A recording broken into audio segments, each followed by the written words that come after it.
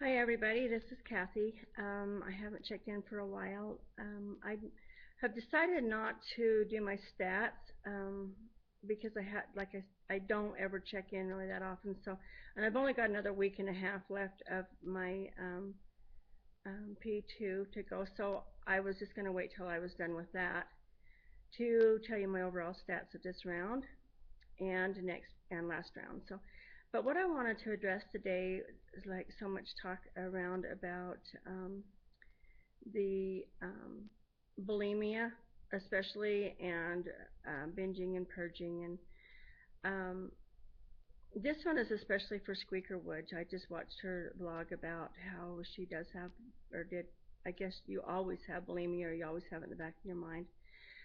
But I just wanted to address her and anyone who does have actual bulimia, and I know a lot of people have bulimia and they're using this program for purging, but the actual bulimia where you actually overeat, you go stick your finger down your throat and you throw up.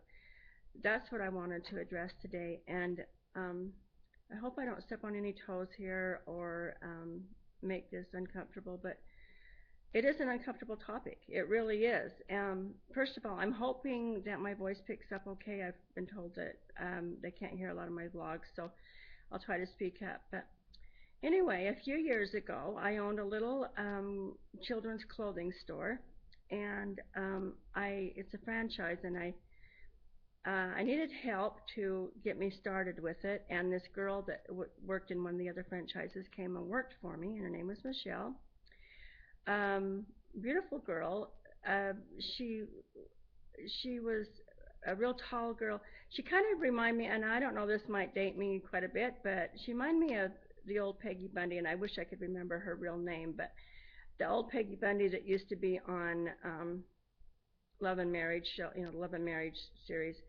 But she was tall, bigger boned, but a fairly cute shape, and um, but we got pretty close, and she told me about as she was growing up that she had been sexually and physically abused, and she had been in and out of a lot of relationships that were, some of them were very abusive, and actually she was in a she'd gotten back with one of the abusive men, saying, oh, he's not going to do that anymore, he's okay now. But during the time that she did work for me,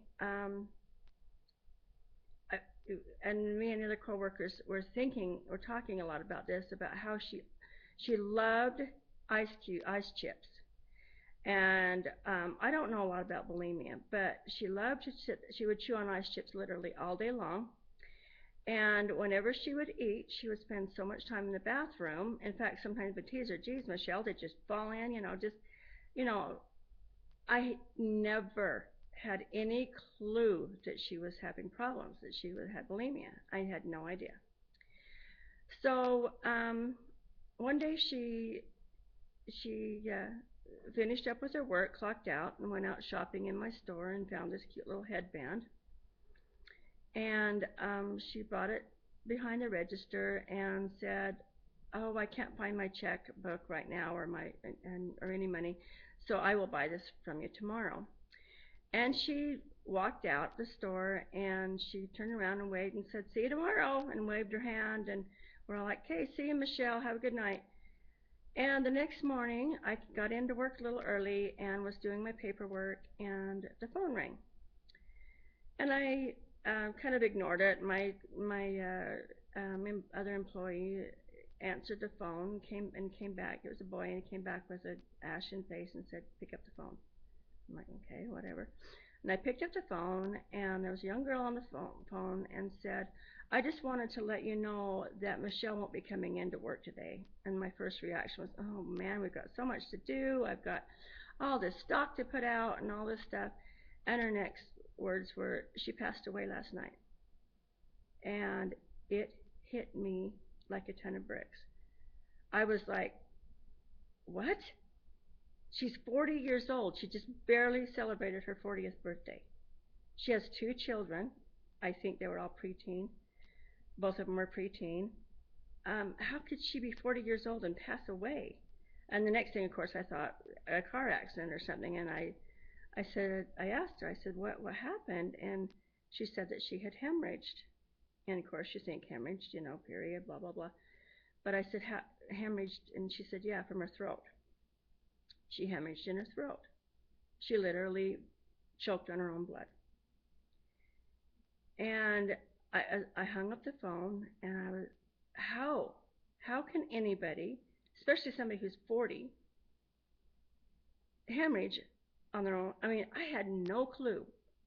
I mean, I heard of bulimia, I heard about anorexia, but I had no clue what what it entailed. And um, a couple of days later, her sister came in to get her last check, and of course, I put a little headband in, a little extra money for the kids, and I was telling her how sorry I was and how it just hit the whole store, and even our employees. I mean, our customers. They came in just crying when I had the big sign on the door saying, "We have lost a beloved employee," and they loved her. Everybody loved Michelle. And she's so outgoing and so personable and just a beautiful person. But anyway, I asked her sister, I said, what, how can you hemorrhage from your throat? And she kind of got closer and said that she had bulimia, and she had bulimia most of her adult life. And it was such a, a shock to me. I had no clue. None of us had any clue. And then we kind of put it all together, the whole ice chip thing, the whole spending, at least 20 minutes in the bathroom.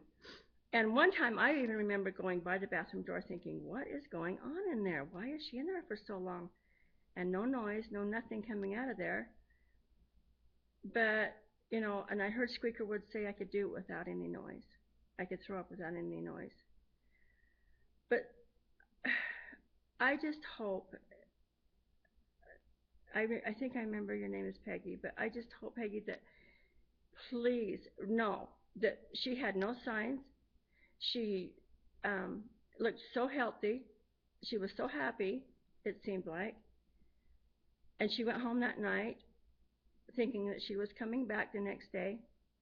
And she just one too many times stuck her finger down her throat and hemorrhaged. And obviously not a very pleasant way to die, I would imagine. And I am so sorry if this offends anyone, but I just think people need to know the ravages that it does to your body.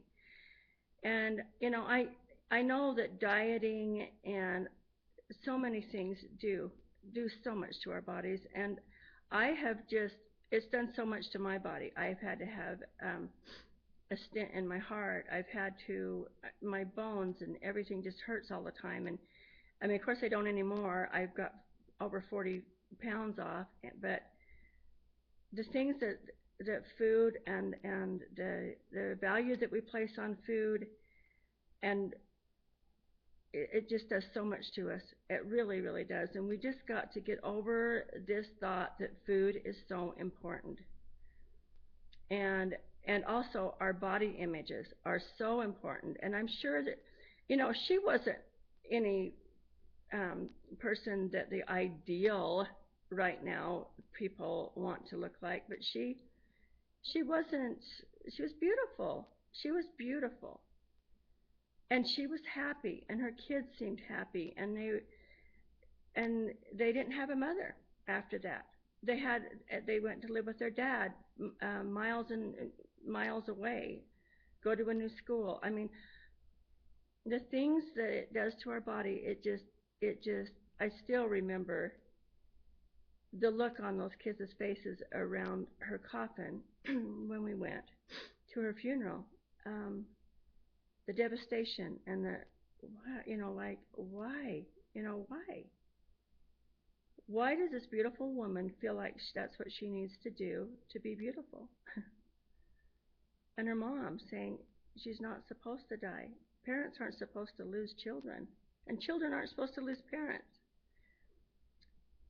But anyway, I've kind of rambled on too long. I just want you, especially Squeaker, I know, I don't know what you're going through. I don't know, and I know we can all say, oh, P3 is so easy, but to you, I think it's a different thing. I think to you, you're worried about, thinking, well, maybe once or twice I may have to throw up, but it'll be okay. One time it may not be okay. So please look in the mirror and say to yourself, I'm beautiful the way I am. And maybe I have gained a quarter of a pound or something, but that's okay. That's okay. You know, just be the beautiful person that you are, and let's all just support each other and know that we're all here for you. And if you have to come on here and say, I feel like I'm going to go in and purge right now, I need to talk to you. Wonderful. I mean, let's we're all here for you. We you know, a lot of us don't know what you're going through. A lot of us do. A lot of people do know what you're going through. Just know that that time could she had no idea that that was the one time that it was going to cause problems. She couldn't have known that. But anyway, I'm going to stop now. I've been rambling long enough, but I love you all, and I will be back on here in about a week and a half to tell you my stats. Thanks. Bye bye.